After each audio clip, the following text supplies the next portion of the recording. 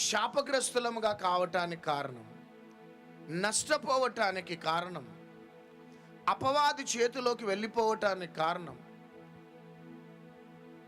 ప్రార్థన లేకపోవటం ఉండొచ్చు, మందిరం లేకపోవటం ఉండొచ్చు, దైవజనుని యొక్క అండర్లో లేకపోవటం ఉండొచ్చు, దేవుని యొక్క చిత్తం చేయకపోవటం బట్టి ఉండొచ్చు.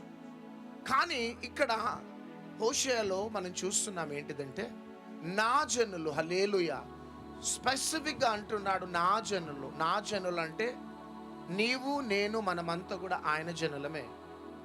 నశించిపోవటానికి కారణం నా ఉగ్రత కాదు, నశించిపోవటానికి కారణం అపవాది యొక్క అటాక్ కాదు, నశించిపోవటానికి కారణం వేరే పద్ధతులు కాదు. కానీ నా జనులు నశించిపోవటానికి కారణం ఏంటిదంటే జ్ఞానము లేకపోవటమును బట్టి నశిస్తున్నారట. చదువుదాం. నా జనులు జ్ఞానము లేని వారై నశించుచున్నారు.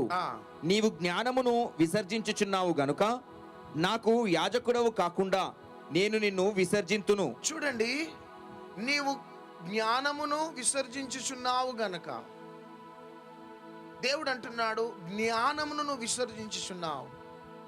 నీవు జ్ఞానము లేని వాడవై ఉండటమును బట్టి శాపాన్ని కొని తెచ్చిపెట్టుకుంటున్నావు.